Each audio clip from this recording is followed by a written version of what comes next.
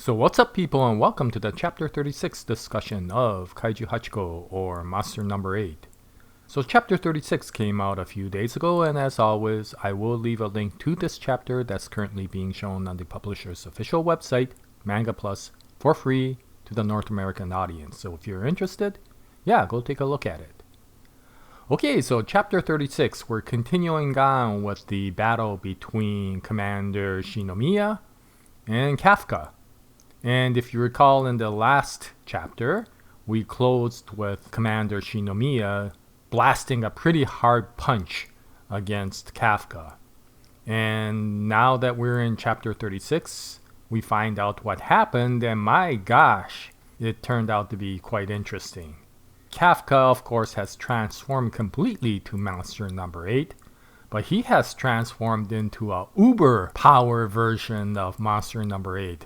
The image when we see Monster Number 8 after the attack is so cool. It's really, really cool. And because of that, I don't want to show it here. For you guys to get the most enjoyment out of it, I would suggest that you go to the link and go to the chapter and take a look at it, because it's really cool to see what he looks like now. But we, of course, come up with the question, why is this a uber version of Monster Number 8? And it gets explained later on in the chapter as we go down. Kafka is losing control of the monster form. The monster form is becoming so dominant that his human side is becoming harder to control the monster side. And the one thing we learn from this chapter is that that little tiny monster that originally entered Kafka's body to make him Monster Number 8, I was always wondering, I'm not sure if you guys did, but I was always wondering, is that monster still alive, or did it sacrifice itself to give Kafka the monster powers? And in Chapter 36, we do find out that that monster still exists. But originally I thought it might be a symbiotic relationship, that one side is helping out the other. But I'm not sure anymore, because it looks like this monster is kind of taking control of the body.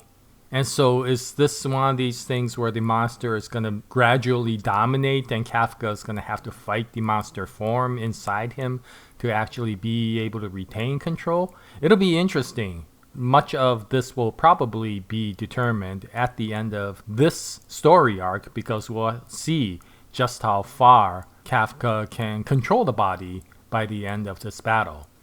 But the other thing that we find out is that Commander Shinomiya is pretty OP, considering the fact that Kafka has now become this much more powerful form of Monster Number 8, and considering just how powerful he was in his other forms before, you could understand that this form is probably outrageously more powerful, and he does start beating Commander Shinomiya down.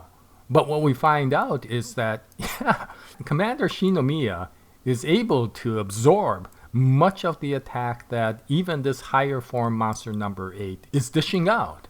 And in fact, as we continue down this chapter, we find that he's coming back to being able to throw punches against Monster Number 8 at a somewhat equal level. So regardless of just how powerful his battle suit is, this guy is on another level. And the two trade blows throughout this chapter. And what's interesting is the other people who are watching the battle are starting to wonder why Commander Shinomiya kind of held back when he attacked Kafka before he became this monster form. If he attacked with his ultimate force, which he is doing now, before Kafka turned into this higher form, he should have been able to kill Kafka right away. So why did he hold back? And of course, Hikaru Shinomiya, Commander Shinomiya's daughter, is starting to wonder, is her father really trying to kill Kafka? Or is there another objective, such as, is he testing Kafka out? And of course, if he is testing Kafka out, this will all depend upon what Kafka can do to regain control of his body.